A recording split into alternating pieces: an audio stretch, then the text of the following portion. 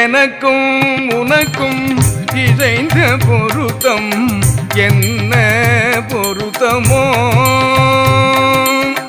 இந்த பொருத்தம் உலகில் பிறருக்கு